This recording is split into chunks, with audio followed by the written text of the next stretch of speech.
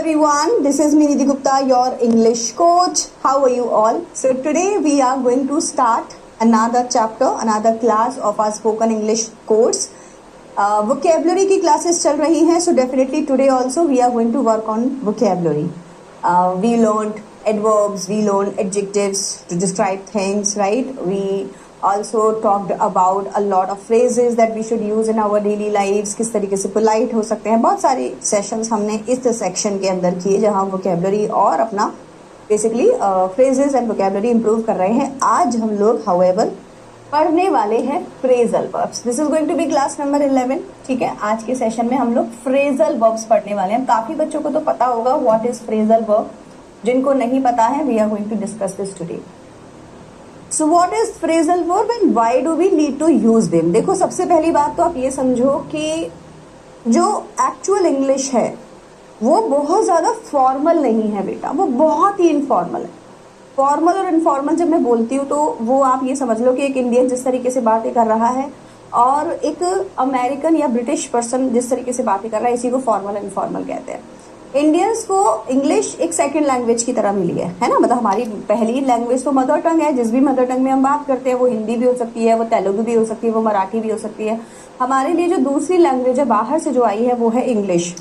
तो इसीलिए हमने इसको एक फॉर्मल सिलेबस की तरह पढ़ा है और इसीलिए हमें इसके रूल्स है ना, जितने भी लाइक कौन सी हेल्पिंग वर्ब लगेगी, कौन सा टेंस लगेगा, कौन से वर्ब यूज होंगे, वर्ब की कौन सी फॉर्म यूज होगी, हमने प्रॉपरली इसको फॉर्मल तरीके से याद किया है.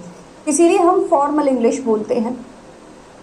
एक्चुअली देखा जाए तो अगर एक लैंग्वेज की तरह इसको यूज करेंगे तो आप इनफॉर्मली इसको बोलना शुरू करेंगे, बिल्कुल वैसे जैसे हम अपने मदर टंग में बोलते हैं. कभी कोई रूल्स फॉलो किए हैं मदर टंग में बोलते हुए? मन किया खा लिया तो खा लिया, खा लिया तो खा लिया खा चुका हूं तो खा चुका, कुछ भी बोल सकते हैं हम, है ना. क्यों? क्योंकि हमको पता है कि हम बोल क्या रहे हैं. मीनिंग हमारा निकल आएगा, पढ़ने वाला सुनने वाला और बोलने वाला दोनों समझ जाएंगे. इंग्लिश जो नेटिव स्पीकर्स होते हैं उनके लिए बिल्कुल वैसे ही काम करती है. उनके लिए भी एक बात को बोलने का फॉर्मल और इनफॉर्मल तरीका होता है. अब फ्रेजल वर्ब्स उसी इनफॉर्मल कैटेगरी में आते हैं बेटा, कि जब हम अपनी बात को प्रॉपर फ्रेजेस वर्ब्स के थ्रू ना बोलकर फ्रेजल वर्ब्स के थ्रू बोलने लग जाते हैं. फ्रेजल वर्ब्स क्या होते हैं? इनको मैं एक तरीके से स्लैंग की तरह भी बोलती हूँ. वैसे ये स्लैंग नहीं है, प्रॉपर वोकैबुलरी होती है, ठीक है. बट अपने हिसाब से किसी शब्द को बोलना, जैसे कि मैं तुम्हारी बहुत प्रशंसा करता हूँ और जो तुम करते हो वो मैं वैसा वैसा करना चाहता हूँ. मतलब कि तुम मेरे लीडर हो. ऐसा जब हम फॉर्मली बोलते हैं तो हम कैसे बोलते हैं? I really follow what ever you do, है ना. इनफॉर्मली हम किसी फ्रेजल वर्ब को यूज करके इसी चीज को कह सकते हैं, I really look up to you. Now अब आप देखो, दूसरा वाला जो मैंने बोला लुक अप टू यू, ये एक फ्रेजल वर्ब है बेटा, ठीक है. ऐसी फ्रेजल वर्ब्स आज हम सीखेंगे. आपको लगा कि मैडम थोड़े फ्लो में थे, थोड़े फ्लुएंट लग रहे थे, थोड़ा अपनापन सा लग रहा था, थोड़ा सा इनफॉर्मल, आपने तो एकदम कैजुअली बोल दिया, पता ही नहीं चला. एग्जैक्टली. तो नेटिव स्पीकर्स क्या करते हैं? बहुत ज्यादा फ्रेजल वर्ब्स यूज करते हैं अपनी टॉक में. आप बोलेंगे ये क्या बोल गया, समझ ही नहीं आया. और उसने क्या बोला? Look up to. क्या थे ये? फर्स्ट क्लास के बच्चे को सिखाए जाते हैं ये वाले शब्द, चार दो वर्ड्स के शब्द, ये है ना, लेटर्स के शब्द, लुक अप टू. तो हमने कोई डिफिकल्ट वोकैब याद करने की जरूरत ही नहीं होती है. फ्रेजल वर्ब्स के थ्रू भी हम अपनी बातों को कह सकते हैं. कौन कौन से फ्रेजल वर्ब्स हम पढ़ेंगे 25 में आज आपको पढ़ाऊंगी और आप उनसे सीखेंगे किस तरीके से आप अपनी इनकी दिनचर्या में यूज कर सकते हैं. फ्रेजल वर्ब में आपको मिलेगा क्या? देखो, फ्रेजल वर्ब में हमें दो चीजें मिलती हैं. एक तो हमें वर्ब मिलता है और ये वर्ब बहुत ईजी होता है बेटा. पता है कितना ईजी होता है? लुक, टेक, गिव, इतने इजी वर्ड्स होते हैं, है ना. वर्ब्स होते हैं, डिफिकल्ट वर्ब्स नहीं होंगे, बहुत ईजी. इसके साथ में होती है प्रेपोजिशन. अब आपको पता है ना प्रेपोजिशन क्या होते हैं? जैसे कि लुक के आगे लगा दिया look up, look on to, look in, look for, ऐसे get, get down, get out, get in, get up. कुछ तो बड़े इंटरेस्टिंग फ्रेजल वर्ब्स होते हैं, मतलब बहुत ज्यादा यूज होते हैं. आपको मैं सिखाऊंगी, है ना. तो वर्ब और प्रपोजिशन को लगा के ही एक फ्रेजल वर्ब बनती है. वर्ब और प्रपोजिशन को मिलाकर ही ये क्या बनती है बेटा? फ्रेजल वर्ब बनती है. इन वर्ब्स का उस मीनिंग से कोई वास्ता नहीं होता. बिल्कुल वैसे जैसे मान लीजिए मैंने यहाँ पे लिखा गुलाब, आपने कहा ओ मैम फूलों की बातें चल रही है. फिर मैंने यहाँ लिखा जामुन, आपने कहा ओ मैम फ्रूट्स की बातें चल रही है, फिर मैंने यहाँ क्या लिख दिया, गुलाब जामुन। आपने कहा है मैम मिठाई की बातें चल रही है। समझे कि नहीं समझे? तो कहने का मतलब ये है फ्रेजल वर्ब बिल्कुल ऐसी काम करती है। इसके अंदर जो दो शब्द हैं जरूरी नहीं है कि उन दोनों का मीनिंग वही हो जो फ्रेजल वर्ब का मीनिंग निकल रहा है, अपने अपने मर्जी के शब्द हैं, दोनों को जोड़ के कुछ और ही बन जाता है। ये है इंग्लिश, बस इसी को आज हमें पढ़ना है। ठीक है, सबसे पहले जो फ्रेजल वर्ब मैं आपको सिखाऊंगी वो डेली लाइफ से रिलेटेड कुछ सिखाऊंगी, मतलब कि इनको आप आज से ही यूज करना शुरू कर सकते हैं। तो कोई भी बच्चा जो फ्रेजल वर्ब पढ़ रहा है मेरे साथ में, आज से ही फ्रेजल वर्ब बोलना शुरू कर सकता है। इन 5 फ्रेजल वर्ब्स को लर्न करना शुरू करिए। सबसे पहली बात, सबसे इजी, वेकअप। वेकअप ये हमें आता है, राइट? तो हम शुरुआत कैसे करते हैं, इजी से और थोड़ा थोड़ा डिफिकल्ट पे जाएंगे। वेकअप का मतलब क्या होता है, अपनी नींद को तोड़ना और उठ जाना। So I wake up at 6 morning, I wake up early if you want to do productive task in your life, so just wake up early. तो वेकअप क्या हुआ आपका, वेक और अप। यहाँ आपको समझाने की जरूरत है कि ये फ्रेजल वर्ब ही होता है जो आप बोलते हो ना वेकअप। तो ऐसा नहीं है कि कोई बच्चा फ्रेजल वर्ब यूज नहीं कर रहा, आप बचपन से कर रहे हो।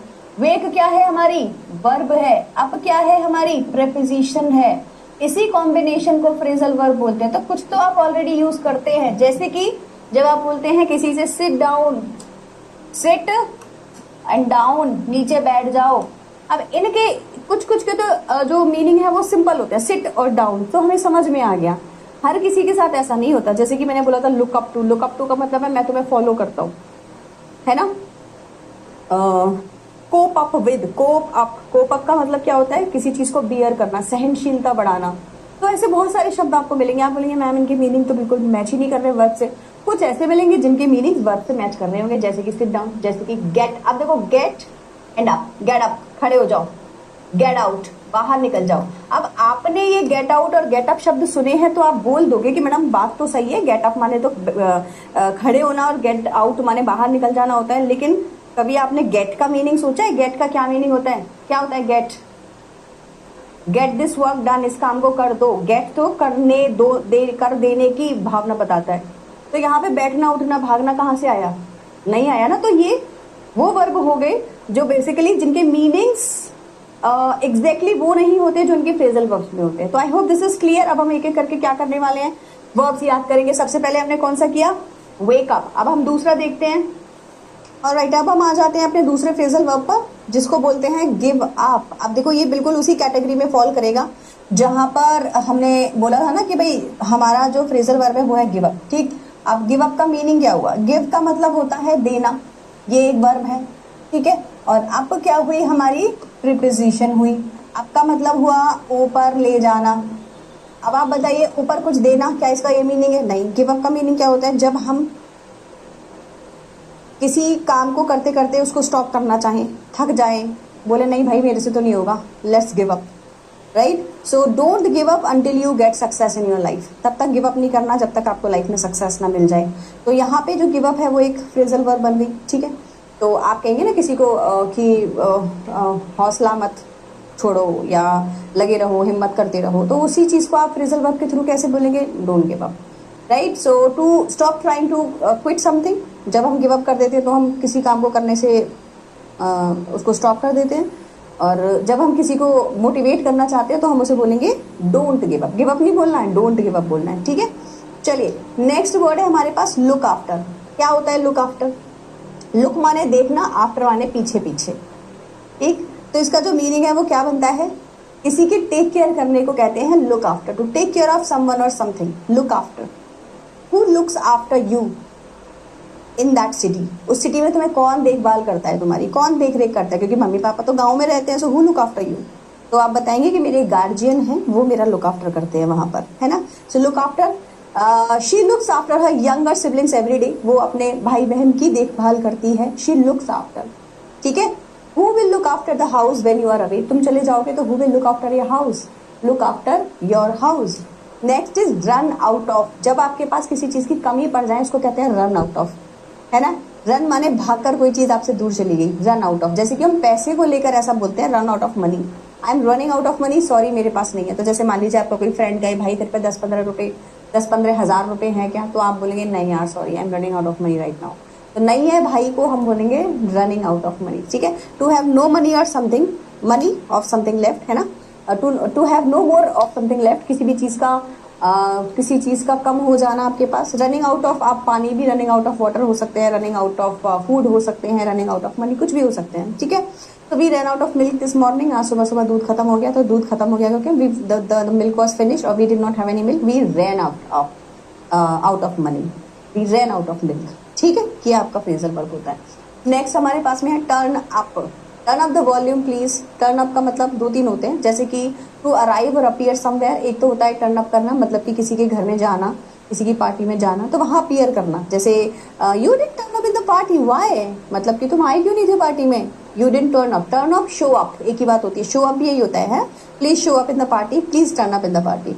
तो turn up, show up, party में अपीयर होना, पार्टी नहीं मतलब कहीं पे भी अपीयर होना। और दूसरा इसका जो मीनिंग होता है वो होता है टर्न अप द वॉल्यूम, मतलब कि वॉल्यूम को थोड़ा हाई कर दो, वैसा वाला। So he turn up late in the morning to the meeting again, तो वो मीटिंग में थोड़ा लेट आया। I didn't accept her to turn up at the party, मैंने तो सोचा ही नहीं था that he will turn up, ठीक है।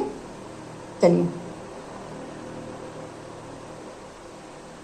तो ये वाले जो फ्रेजल वर्ब्स थे ये हमारे डेली लाइफ से रिलेटेड थे, ठीक है। मतलब डेली लाइफ में आप कौन कौन से फ्रेजल वर्ब्स यूज कर सकते हैं। अब जो फ्रेजल वर्ब हम पढ़ेंगे वो होंगे हमारे related to life, work and studies, ठीक है। तो जैसे कि वर्क में आप कौन से वर्ड्स यूज कर सकते हैं, स्टडीज के आसपास बात करने के लिए कौन से फ्रेजल वर्ब्स को यूज कर सकते हैं। सबसे पहले हमारे पास है कैरी आउट। कैरी आउट, इन वर्ड्स को जो मैं आपको बता रही हूँ, देखो बेटा वही वाली बात मैं हर सेशन में आपको बोल रही हूँ, वोकैबुलरी वाले हर सेशन में मैंने आपको ये बात बोली है कि it is not about that you are cracking your exam. हमको बहुत इजी वे में चीजों को पढ़ना है, उनको बोलना है, पढ़ना नहीं है। पढ़ने के बाद हमको बोला नहीं तो आपने कुछ भी नहीं किया, आप वहीं खड़े हैं जहां आप डे 1 में खड़े थे, ठीक है। तो ये जितने भी फ्रेजल वर्ब्स मैं आपको यहाँ लिख के दी हूँ ना, ये सारे बोलने वाले हैं। जैसे कि turn up the volume please, है ना, why did you turn up in the party, है, I am running out of money, ये जितनी भी चीजें मैं आपको बोल रही हूँ, लुक आफ्टर, ये बहुत कैजुअल है और आप नहीं बोलते। 100% मैं बोल सकती हूँ कि आप नहीं बोलते, तो इसीलिए आपको इनको बोलना है, प्रैक्टिस करना है। कैरी आउट, टू परफॉर्म और कंप्लीट अ टास्क और एक्टिविटी, किसी भी काम को कंप्लीट करने को कैरी आउट कहते हैं। जैसे कि the student carry out a science experiment, the student carried out क्यों हो जाएगा, क्योंकि पास्ट में चला जाएगा। तो किसी भी काम को कंप्लीट करना, कंटिन्यू करना। कैरी ऑन भी होता है ना, और कैरी आउट माने किसी काम को करते रहना। तो the manager asked us to carry out the survey, हमारे मैनेजर ने कहा कंटिन्यू करो, सर्वे को करते रहो। तो कैरी आउट का मीनिंग क्या होता है, टू परफॉर्म और कंप्लीट अ टास्क, किसी काम को करना या उसको कंप्लीट करने को कैरी आउट कहते हैं। फिगर आउट का मतलब होता है कुछ सोल्यूशन निकालना। सो हम बोलते हैं I figure out something, so don't worry, I figure out the solution, मैं फिगर आउट कर लूंगी। So I finally figure out the solution to the problem. Figure out मतलब सोल्यूशन ढूंढ लेना। Keep up with, keep up का मतलब क्या होता है, कीप अप माने लगे रहो मुन्ना भाई ठीक है। सो कीप अप का मतलब होता है to stay at the same level or pace as someone और समथिंग। तो आप किसी काम को कर रहे हैं तो उसी पेस पे बने रहें। जैसे मान लीजिए आप बहुत अच्छा कुछ कर रहे हैं तो हम कहेंगे keep up the good work, चलते रहो, करते रहो, ऐसे ही लगे रहो, है ना, नीचे मत आना, आपका जो स्केल है वो नीचे ना आए, ऐसे ही ऊपर जाता जाएगा, नहीं तो इतना तो चलता ही जाए। तो कीप अप द पेस, इसमें हम विद और ऐड कर देंगे, keep up with. Keep up with का मतलब है जो सामने वाला है उसके साथ साथ मेंटेन करना किसी चीज को। So it is hard to keep up with the latest technology. सामने वाला यहाँ पे टेक्नोलॉजी है, तो टेक्नोलॉजी के साथ में कीप अप विद करना बड़ा मुश्किल होता है। कीप अप विद मतलब साथ साथ, टेक्नोलॉजी के साथ में कीप अप विद करना मुश्किल है, न्यू मॉडर्न AI के साथ में कीप अप विद करना मुश्किल है, ऐसा करके। So she always keep up with her assignments on time. So she always keeps up, वो हमेशा क्या करती है, keep up with the assignments, assignment जैसे जैसे होते हैं उनको साथ साथ करती जाती है और अपना टाइम से काम कंप्लीट कर लेती है। So keep up with. Next जो फ्रेजल वर्ब है हमारे पास में वो है हैंड इन। हैंड इन का मीनिंग क्या होता है, to submit or give something to someone in authority, किसी को कुछ दे देना। Hand in the keys to the daughter in law now, ठीक है, अपनी अथॉरिटी किसी सामने वाले को दे देना। Please hand in your assignments before Friday, हर बच्चा फ्राइडे तक अपने असाइनमेंट को हैंड इन कर देगा। सबमिट का वर्ड हो गया ये, प्लीज सबमिट योर असाइनमेंट। तो सबमिट की जगह जो फ्रेजल वर्ब आप यूज कर सकते हैं वो क्या हुई, hand in. He handed in his resignation letter yesterday, तो उसने मुझे कल अपना रेजिग्नेशन लेटर दे दिया। वर्ब को हमेशा आप ध्यान रखेंगे first form, second form, third form, ING form में कन्वर्ट किया जा सकता है, ठीक है। हैंड इन माने किसी चीज को सबमिट करना।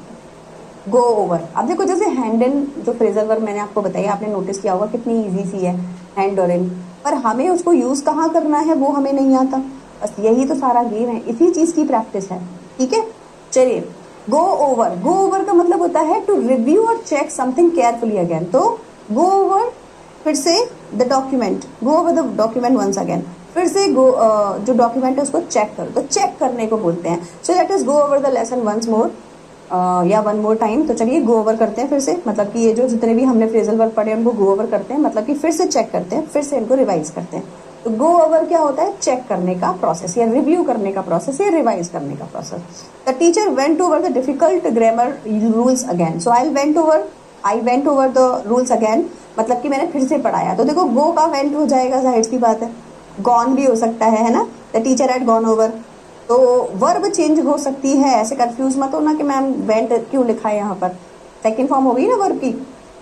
नेक्स्ट हमारे जो 20 फ्रेजल वर्ब्स 5 फ्रेजल वर्ब्स होंगे वो हमारे कम्युनिकेशन से रिलेटेड होंगे। कम्युनिकेशन में हमारे पास में जैसे कि ब्रिंग अप का मतलब होता है किसी नए टॉपिक को सामने लेकर आना, to mention or introduce a new topic. So who is going to bring up new ideas today? Please bring up new ideas guys. आप लोगों से हमें बहुत उम्मीद है कि आप नए नए आइडियाज लेके आएंगे। तो कम्युनिकेशन के टाइम पर, मीटिंग्स के टाइम पर हम ऐसे शब्दों को यूज करते हैं, फ्रेजल वर्ब्स को यूज करते हैं। So she brought up in the meeting an important idea in the meeting. So she brought up, bring का ब्रॉट सेकेंड फॉर्म हो जाएगा। तो कल तो उसने बहुत बढ़िया आइडिया दिया यार, आइडिया दिया, ब्रॉट अप द आइडिया। ठीक है, आइडिया देने को brought up the idea, bring up the idea बोलेंगे। Don't bring up old arguments during the meeting discussion. तो डिस्कशन के टाइम पुरानी पुरानी बातें मत लेकर आया करो। सो डोंट ब्रिंग अप, मत लेकर आया करो या लेकर आया करो। लाना, लेकर आना, देना, ये सारी चीजें ब्रिंग अप से बनती हैं। ठीक है, इंपॉर्टेंट लगा आपको? फॉल आउट बहुत ही इंपॉर्टेंट है। देखो, to have a disagreement and stop being friendly. जब आप किसी के साथ में झगड़ा करते हैं उसको फॉल आउट कहते हैं, या आप डिसएग्री करते हैं किसी से। So the two friends fail out over a small misunderstanding. छोटी सी बात थी, द फ्रेंड्स फेल आउट, दोनों में झगड़ा होने लगा। So fell out, they fell out last year but are now good friends. तो कल तो लास्ट ईयर तो उनमें झगड़ा हो गया था, so they fell out is fall out का सेकंड फॉर्म फेल आउट। अब वो फ्रेंड्स हैं, सो फेल आउट। ठीक है, चलिए नेक्स्ट इज मेकअप। मेकअप माने कंपनसेट करना, to become friendly again after a disagreement. लड़ाई हो गई और उसके बाद में आपने फिर से कंपनसेट कर दिया, मतलब कि उस बात को फिर से मान लिया, फ्रेंड्स फिर से बन गए। So last year they fell out, now they have made up हो जाएगा, मेक का मेड हो जाएगा, हैव लगाया ना मैंने इसीलिए। सो दे हैड अ फाइट, तो they fell out last time but made up the next day. दूसरे दिन उन्होंने आपस में फ्रेंडशिप कर ली। So it is already better to make up than to hold a grudge. सो एक बात के ऊपर लगे रहने से अच्छा है कि मेकअप कर लो। जैसे मेकअप करके फेस अच्छा हो जाता है, ऐसे आपस में बातें करके फ्रेंड्स बन जाओ। मेकअप कर लो। ठीक है, पॉइंट आउट करना, ये आपको आता होगा, ये थोड़ा इजी है। पॉइंट आउट माने किसी स्पेसिफिक बात के बारे में बात करना। तो ड्रॉ अटेंशन टू समथिंग और समवन, किसी बात पर अटेंशन दिखा के कहना पॉइंट आउट। सो आप कह सकते हैं don't point out at me, मेरे ऊपर मत उंगली दिखाओ, मेरे को मत पॉइंट आउट करो, मुझ पे मत अटेंशन लाओ सबकी।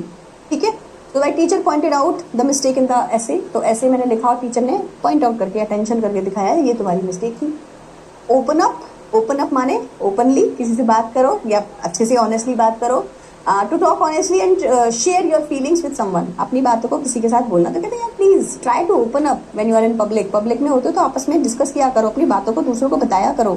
सो ओपन अप कर रहा है, ईजी है ये वाला। ठीक है, नेक्स्ट इज, अच्छा अब हमारे पास में जो है वो मूवमेंट एंड एक्शन से रिलेटेड कुछ फ्रेजल वर्ब्स हैं, आइए इनको पढ़ते हैं। मूवमेंट एंड एक्शन से रिलेटेड कुछ फ्रेजल वर्ब्स। मूवमेंट जहाँ एक्टिविटी दिखाई दे रही है, जैसे कि सेट ऑफ का मतलब होता है to begin something, very very important. आपको पता है, ये चीज मैं बताती हूँ, जब मैं 11th-12th में थी तो मैं फ्रेजल वर्ब्स लर्न कर रही थी। ठीक है, नॉट लर्न कर रही थी बट बेसिकली मैं चाहती थी कि इनको यूज करके अपनी स्पोकन इंग्लिश बढ़ाऊं। मैंने आपको अपनी स्टोरी बता रखी है, मैं हमेशा से इंग्लिश बोलना सीखना है ना, बड़ा मन होता था शुरू से ही। एक बार मैं कार में बैठी हुई थी और मुझे बोलना था कि मैं यहाँ से निकल गई हूँ। अब मैं सोचूं कि इसको कैसे बोलूँ। आई हैव स्टार्टेड ऑफ, ठीक है, लेकिन अगर स्टार्टेड की जगह कुछ और यूज करना हो तो बड़ा सोचा। फिर मैंने गूगल किया उस टाइम पे कि कैसे बोलेंगे अगर मुझे कहना है कि मैं यहाँ से निकल चुकी हूँ और मैं जा रही हूँ, कार में बैठी हूँ। तो तब मैंने सर्च किया गूगल पे, बहुत पुरानी बात हो गई, अभी 11th-12th की बात बता रही हूँ। तो वहाँ पे सेट ऑफ मुझे मिला, फिर मैंने सेट ऑफ को अच्छे से सर्च किया, सेट ऑफ के बारे में और जानकारी ली। मैं ऐसे ही करती हूँ बहुत अच्छे से, किसी चीज़ को अगर कोई चीज़ समझ रही है तो 4-5 वेबसाइट्स पे जा के अच्छे एग्जाम्पल, ताकि ब्रेन में एकदम सेट हो जाए वो चीज़, है ना। तब वहां पता चला कि किसी जर्नी को आप ट्रिप को कभी स्टार्ट करते हैं तो हम कहते हैं set off. So we set off for the trip early in the morning, सुबह सुबह हम सेट ऑफ कर गए, मतलब कि निकल गए। अब देख रहे हो सेट ऑफ का बिगिन से कोई डिफरेंट, कोई वो तो नहीं है, मैच तो नहीं है, बट बोलते हैं ऐसे ही। What time did you set off from home? घर से कब निकले थे? घर से कब निकले थे? Set of. देखो कितना इंपॉर्टेंट है। आप लोग को लग रहा होगा ना मैम हाँ ये तो काम का है, सारे ही काम किया। Turn back, to return to where you started, जहां से शुरू किया था वहीं वापस जाना, तो टर्न बैक, वापस लो, वापस लो तो वापस लो। So it was too late to turn back once we started. एक बार शुरू हो जाए तो फिर वापस जाना बड़ा मुश्किल है ना। The heavy rain forced us to turn back, तो जैसे ही हैवी रेन आई हमने टर्न बैक कर लिया, वापस वहीं घर चले गए मिड वे में, रास्ते में ही, क्योंकि हमें समझ आ गया था कि बारिश होने वाली है। ब्रेक डाउन, ब्रेक डाउन कहाँ यूज होता है? बहुत सारी जगहों पे होता है। टू स्टॉप वर्किंग कम्प्लीटली और टू क्राई सडनली। तो देखो एक तो होता है जब आप जोर से रो जाएं तो आप कहेंगे आई एक्चुअली ब्रोक डाउन, मुझे समझ ही नहीं आया मैं क्या करूं। तो ब्रेक डाउन का मतलब होता है आंसू ना रोक पाना, अपने हमारा पेशेंस ब्रेक हो गया तो ब्रेक डाउन हो गया, ठीक है। दूसरा जो ब्रेक डाउन होता है वो होता है इलेक्ट्रिकल चीजों का, इलेक्ट्रॉनिक चीजों का, जैसे कार ब्रेक डाउन हो सकती है रास्ते में। तो our car broke down on the highway last night. Last night क्या हुआ? कार चल रही थी, चलते चलते डिसफंक्शन हो गई, मतलब कि फंक्शन करना बंद कर दिया। इलेक्ट्रिसिटी भी ब्रेक डाउन हो सकती है, जैसे कि अभी ये बहुत अच्छा एग्जांपल है, बहुत कम बच्चे इसको जानते होंगे शायद। तो जब हमारी लाइट चली जाती है तो हम ये नहीं कहते कि द लाइट हैज गॉन, कहाँ गई है भैया, पैरों से चल के गई है क्या? हम कहते हैं the electricity has broken down, क्योंकि कोई इलेक्ट्रॉनिक चीज थी, इलेक्ट्रिसिटी थी, तार आ रहा था, इलेक्ट्रिसिटी आ रही थी। इलेक्ट्रिसिटी इज व्हाट, जो भी एनर्जी है वो आ रही थी और वो आते आते रुक गई, टूट गई। जैसे कि कार चलना बंद हो गई, वैसे ही इलेक्ट्रिसिटी आना बंद हो गई, तो हम कहते हैं ब्रोकन डाउन, मतलब the electricity have broken down. So ये डिसफंक्शनैलिटी दिखाती है। ऊपर से आप सैड हो जाते हैं तो उसको भी कहते हैं she broke down in tears. जब हम रोने लगते हैं तो हम उसको भी ब्रेक डाउन बोलते हैं। Get away, to escape from a place or situation or take a short holiday. तो या तो आप किसी शॉर्ट हॉलीडे में जाते हैं तो उसको आप गेट अवे कहते हैं। So I just got away to Goa just to have fun for some time. या फिर आप किसी सिचुएशन से बचना चाहें तो उसको भी कहते हैं। The thief try to get away but was caught. तो थीफ ने भागने की कोशिश करी पर पकड़ा गया। I just need to get away from the city, मेरे को बस बाहर निकलना है। अब ये सारे वर्ड्स देखो, अभी मैं आपको टाइम हम पे कम होता है क्लास के लिए, तो हम जल्दी जल्दी आपको एक्सप्लेन मतलब बता रहे हैं इन वर्ड्स को, लेकिन जब आप इन्हें बोलेंगे ना लिटरली तो आपको रियलाइज होगा कि यार मैम ये तो सच में बहुत इंपॉर्टेंट थे, है ना। ऐसे शब्दों को तो हमें बहुत ज्यादा बोलना चाहिए, हम क्यों नहीं बोलते? तो बोलो भाई। इन फ्रेजल वर्ब्स को पेपर में लिखने के लिए नहीं आपको दिए जाते, वो कैब तो आपकी बढ़वाई जाती है ताकि आपको समझ तो आए कि ऐसे भी बोला जा सकता है। अगर मैं चाहती हूँ कि मैं कहीं घूमने जाना चाहती हूँ तो मैं इसको गेट अवे से भी बोल सकती हूँ। I just want to get away from this hustle bustle of city and just to enjoy myself in peace for some time. अगर मैं ऐसा भी बोलना चाहती तो भी बोल सकती। चोर भाग गया को मैं बोलना चाहती तो मैं कह सकती हूँ the thief got away, he try to catch but he got away. समझ रहे हो? तो ऐसे वर्ड्स को यूज करना बहुत इंपॉर्टेंट होता है। शो अप, वही जो मैंने आपको टर्न अप सिखाया था वही शो अप होता है। कहीं पे पहुंचना, टर्न अप करना या शो अप करना। I just want you to show up in the party यार, प्लीज। मैं जस्ट चाहती हूँ कि तुम पार्टी में जरूर आओ। आओगे कि नहीं आओ? चलिए, हमारे जो लास्ट के 5 फ्रेजल वर्ब्स बचे हैं वो पर्सनल ग्रोथ और थिंकिंग के आधार पर हम लोग करेंगे। क्या है?